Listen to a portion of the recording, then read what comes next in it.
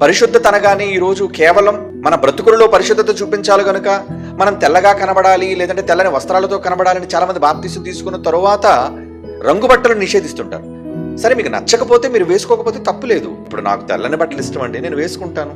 కానీ ఇదొక విధిగా, ఇదొక ఆజ్ఞగా, సంఘంలో ఉన్న వాళ్ళందరూ కూడా తెల్లని బట్టలే వేసుకోవాలి అనే ఒక నియమావళి మనం చేయటం సంఘాలుగా, అది ఎంతవరకు సమంజసం అన్నది మనం ఆలోచించాలి.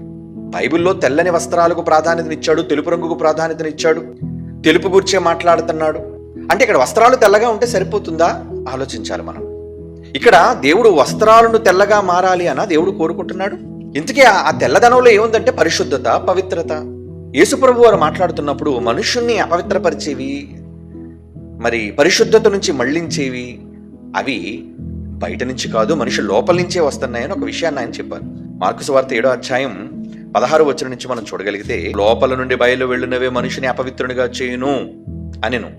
20వ వచనం, మనుష్యుని లోపల నుండి బయలు వెళ్ళున్నది మనుషుని అపవిత్రపరచునంతకి మనిషి యొక్క పవిత్రత అపవిత్రత అనేది దేని మీద ఆధారపడి ఉంటుందని ఇక్కడ ప్రభువారు చెప్తున్నారండి. లోపల నుంచి వచ్చేవి బయటవి కావని కదా అక్కడ అర్థం. 21వ వచనం, లోపల నుండి అనగా మనుషుల హృదయములో నుండి. అంటే మనిషి అపవిత్రపరచబడ్డానికి, ఒక మనిషి పవిత్రత కోల్పోవడానికి ఏది కారణం అంటున్నాడండి? లోపల నుండి అనగా హృదయములో నుండి దురాలోచనలు, జారత్వములు, దొంగతనములు, నరహత్యలు, వ్యభిచారములు, లోభములు, చెడుతనలు, కృత్రిమములు, కామవికార మత్సరములు, దేవదోషణ, అహంభావం, అవివేకం వచ్చిన చెడ్డవి. అంటే మనిషి అపవిత్రుడుగా మారేది చెడ్డ స్వభావం వల్లనే గాని వస్త్రాల వల్ల కాదు. కనుక వాళ్ళని మలిచేది వంటి మీద వేసే వస్త్రం కాదు. వంటి మీద వస్త్రం వేయడం, తెల్లని బట్టలు వేయగానే వాడు ఆంతర్యం మారిపోతుందంటే ఇంకా ఎందుకు చెప్పండి? ఈ చట్టాలు ఎందుకు, ఇవన్నీ ఎందుకు అక్కర్లేదు.